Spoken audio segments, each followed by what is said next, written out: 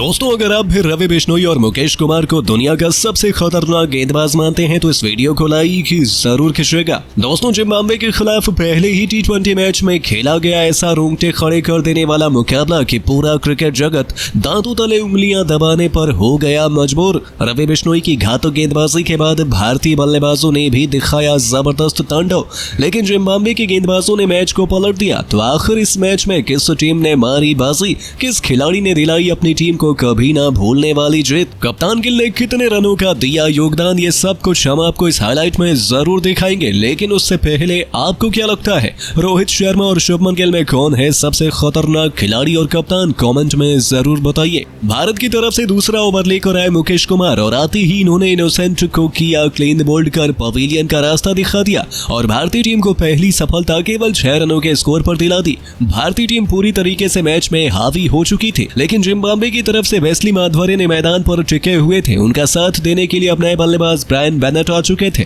इन दोनों खिलाड़ियों के कंधों पर टीम की पूरी जिम्मेदारी आ चुकी थी, लेकिन मुकेश कुमार की घातक गेंदबाजी का नजारा वो दिखा रहे थे।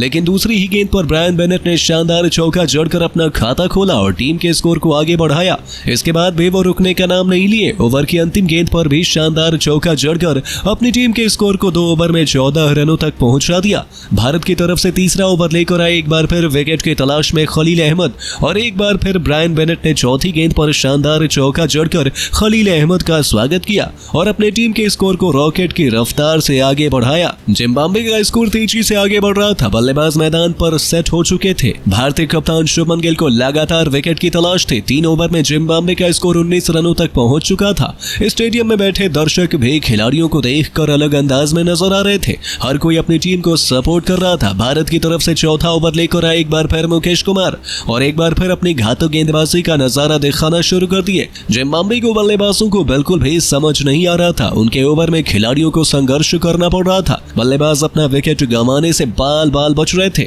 मुकेश कुमार की गेंद आग उगल रही थी। दोनों खिलाड़ियों को सिंगल से संतुष्ट होना पड़ रहा था। जिम्बाब्वे का स्कोर इस ओवर में दब चुका था। मुकेश कुमार पूरे तरीके से अपने शिकंजे में खिलाड़ियों को कस के रखे हुए थे। इस ओवर में मुकेश कुमार ने केवल 4 रन दिए, यानी कि जिम्बाब्वे का स्कोर 4 ओवर में बड़े ही मुश्किल से 23 रनों तक पहुंच पाया। भारत की तरफ से 5वां ओवर लेकर आए एक बार फिर खलील अहमद, लेकिन इनका स्वागत पहली ही गेंद पर ब्रायन बेनेट ने शानदार चौका लगाकर किया। लेकिन इसके बाद भी इनका बल्ला रुकने का नाम नहीं लिया। दूसरी गेंद को भी चौके में तब्दील कर खलील अहमद की जमकर कुटाई कर दी और अपनी टीम के स्कोर को रॉकेट की तरीके से आगे बढ़ा दिया। वहीं 5वीं गेंद पर वेस्ले माधवरे ने शानदार चौका जड़ा और इसके बाद भी वो रुके नहीं। अंतिम गेंद को भी चौके में तब्दील कर इस ओवर से 17 रन बटोरकर खलील अहमद की जमकर कुटाई की और अपने टीम के स्कोर को 5 ओवर में 40 रनों तक एक विकेट पर पहुंचा दिया। भारतीय टीम को लगातार विकेट की तलाश थी। अभी तक जिम्बाब्वे की पूरी टीम मैच में हावी नजर आ रही थी। जिम्बाब्वे के बल्लेबाज अपना प्रचंड रूप अपना चुके थे। हर गेंदबाजों की जमकर कुटाई कर रहे थे, लेकिन कप्तान शुभमन गिल ने पावर प्ले का अंतिम ओवर फेंकने के लिए विकेट की तलाश में गेंद रवि बिश्नोई को थमाई और रवि बिश्नोई आते ही शुभमन गिल के भरोसे पर खरे उतरते हैं। ओवर की पहली ही गेंद पर ब्रायन बेनेट को क्लीन बोल्ड कर पवेलियन का रास्ता दिखा दिया और भारतीय टीम को दूसरी सफलता केवल 40 रनों के स्कोर पर दिला दी। ब्रायन बेनेट अपनी टीम के लिए 23 रन बनाकर पवेलियन चले गए और मैच में भारतीय टीम की वापसी एक बार फिर नजर आने लगी थी, लेकिन वेस्ली अभी भी मैदान पर टिके हुए थे। इनका साथ देने के लिए अब मैदान पर खुद जिम्बाब्वे के कप्तान सिकंदर रजा चुके थे। इन दोनों खिलाड़ियों के कंधों पर पूरी जिम्मेदारी आ चुकी थी। जिम्बाब्वे के फैंस इन दोनों खिलाड़ियों से काफी उम्मीद लगाए थे, लेकिन रवि बिश्नोई की जादू के आगे ये दोनों बल्लेबाज भी रन बनाने में असफल नजर आ रहे थे।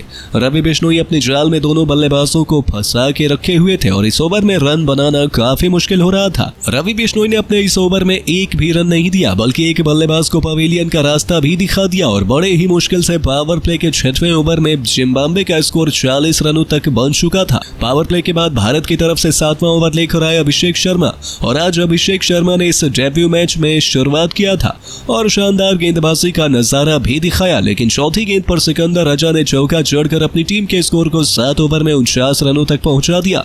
विकेट की तलाश में 8वां ओवर लेकर आए एक बार फिर रवि बिश्नोई और आते ही इन्होंने इस बार अपने ओवर की 5वीं गेंद पर वेस्ली माधवरे को क्लीन बोल्ड कर जिम्बाब्वे की कमर तोड़ दी और 51 रनों के स्कोर पर जिम्बाब्वे के 3 बल्लेबाज पवेलियन चले गए। तो वहीं 8वें ओवर में बड़े ही मुश्किल से जिम्बाब्वे का स्कोर 51 रनों तक पहुंच पाया था। कप्तान सिकंदर रचा का साथ देने के लिए मैदान पर डीएन मेयर आ चुके थे। इन दोनों बल्लेबाजों ने मिलकर संभल कर बल्लेबाजी की और टीम के स्कोर को धीरे धीरे आगे बढ़ाया। 10वें ओवर में जिम्बाब्वे का स्कोर 69 रनों तक पहुंच गया, लेकिन भारत की तरफ से 12वां ओवर लेकर आए आवेश खान ने अपने ओवर की 5वीं गेंद पर कप्तान सिकंदर रचा को पवेलियन का रास्ता दिखा दिया और भारतीय टीम को 74 रनों के स्कोर पर चौथा विकेट दिला दिया। लेकिन मैदान पर डियोन मेयर अभी भी टिके हुए थे। इनका साथ देने के लिए अब जनार्दन कैंपबेल आ चुके थे, लेकिन कैंपबेल भी बिना खाता खोले पवेलियन चले गए और आवेश खान के ओवर की अंतिम गेंद पर रन आउट हो गए और 74 रनों के स्कोर पर भारतीय टीम को 5वां विकेट मिल गया। अब मैदान पर नए बल्लेबाज स्लेव मदनने आ चुके थे, लेकिन इनका साथ कोई भी बल्लेबाज नहीं दे सका। वाशिंगटन सुंदर और रवि बिश्नोई की घातक गेंदबाजी के आगे 16वें ओवर में ही जिम्बाब्वे के 9 बल्लेबाज पवेलियन चले गए, लेकिन अंत में स्लेव मदनने ने 25 गेंदों पर 29 रन बनाकर अपनी टीम को 20 ओवर में 115 रनों तक पहुंचा दिया और भारत के सामने सम्मानजनक स्कोर खड़ा कर दिया। इस लक्ष्य का पीछा करने उतरी भारतीय टीम की ओपनिंग मैदान पर कप्तान शुभमन गिल के साथ डेब्यूटेंट खिलाड़ी अभिषेक शर्मा आते हैं। वहीं जिम्बाब्वे की तरफ से ओवर लेकर आए ब्रायन बेनेट खतरनाक गेंदबाजी का नजारा दिखा रहे थे। तभी ओवर की चौथी गेंद पर अपना शिकार अभिषेक शर्मा को ब्रायन ने बना लिया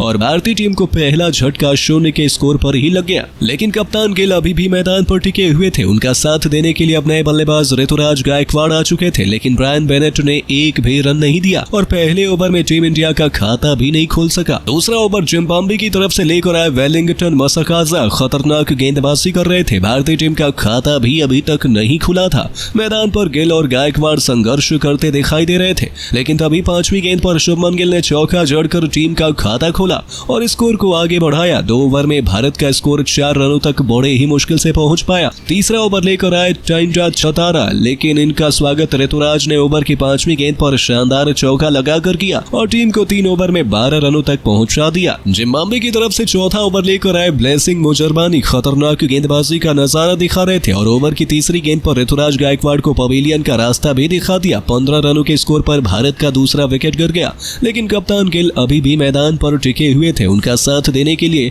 एक और डेब्यू खिलाड़ी रियान पराग आ चुके थे। 4 ओवर में भारत का स्कोर 16 रनों तक पहुंच पाया था। जिम्बाब्वे की तरफ से 5वां ओवर लेकर आए एक बार फिर टंडाई चतारा। इनका स्वागत शुभमन गिल ने दूसरी ही गेंद पर शानदार चौका लगाकर किया, लेकिन चौथी गेंद पर रियान पराग अपना विकेट खो बैठे। भारतीय टीम को 22 रनों के स्कोर पर तीसरा झटका लग गया। टीम इंडिया की पारी लड़खड़ाती नजर आने लगी थी, मगर कप्तान गिल अकेले मैदान पर टिके हुए थे। अब नए बल्लेबाज रिंकू सिंह आ चुके थे। इन दोनों खिलाड़ियों के कंधों पर पूरी जिम्मेदारी आ चुकी थी, लेकिन टंडाई चतारा रिंकू सिंह को भी मैदान पर टिकने नहीं दिए। ओवर की अंतिम गेंद पर पवेलियन का रास्ता दिखाकर भारतीय टीम की कमर तोड़ दी और 22 रनों के स्कोर पर टीम इंडिया के 4 बल्लेबाज पवेलियन जा चुके थे। एक तरफ से गिल अभी भी मैदान पर टिके हुए थे, उनका साथ देने ध्रुव चुरैल आ चुके थे। इन दोनों खिलाड़ियों के कंधों पर पूरी जिम्मेदारी आ चुकी थी और 5 ओवर में भारत का स्कोर 22 रनों तक केवल बन पाया था। पावर प्ले के अंतिम ओवर में भारतीय बल्लेबाज संघर्ष करते दिखाई दिए और इस ओवर से केवल 6 रन बन पाए और 6 ओवर में टीम इंडिया का स्कोर 28 रनों तक पहुंच पाया। लेकिन उसके बाद भारतीय बल्लेबाजों ने मैदान पर तांडव मचाना शुरू कर दिया। वहीं जिम्बाब्वे के गेंदबाजों ने भी मैच को फंसा दिया था और देखते ही देखते ये मुकाबला अंतिम ओवर तक जा पहुंचा, जिसके बाद तो दोनों टीमों में किसी एक टीम को विजेता बता पाना काफी मुश्किल था। वैसे आपको क्या लगता है, रोहित शर्मा और शुभमन गिल में कौन सबसे बेहतर कप्तान है? कमेंट में जरूर बताइए। दोस्तों, भारत और जिम्बाब्वे के बीच T20 सीरीज का आगाज हो गया है। पहला T20 मुकाबला खेलने के लिए दोनों टीमें हरारे के मैदान पर आमने सामने हुई।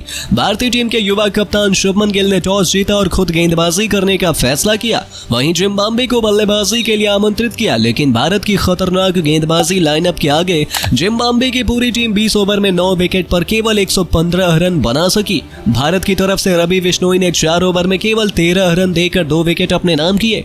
वहीं जिम्बाब्वे की तरफ से सबसे अधिक रन ब्रायन बेनेट 23 रन बनाए। भारत के युवा गेंदबाजी लाइनअप को देखकर पूरा क्रिकेट जगत हैरान हो गया।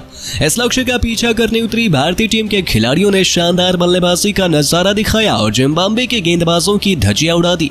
एक के बाद एक कई चौके छक्के भारतीय खिलाड़ियों ने लगाए और मैदान पर तांडव मचाया। और वहीं अपना कदम जीत की तरफ बढ़ा दिया। इसके बाद भी भारतीय बल्लेबाज रुके नहीं, मैदान पर दहाड़ लगाना शुरू कर दिए और टीम इंडिया को कभी ना भूलने वाली जीत पहले ही T20 मैच में दिला दी और टीम इंडिया सीरीज में 1-0 से आगे हो गई। भारत की शानदार जीत और प्रदर्शन देखकर हर कोई खुशी से झूम उठा। पूरे क्रिकेट जगत में इन युवा खिलाड़ियों ने अपना तांडव मचा के रख दिया। साथ ही साथ भारत की जीत देखकर टेनिस स्टार खिलाड़ी सानिया मिर्जा भी खुशी से झूम उठी और फिर भारतीय खिलाड़ियों के लिए कह दिया कुछ ऐसा कि करोड़ों हिंदुस्तानियों का दिल जीत लिया।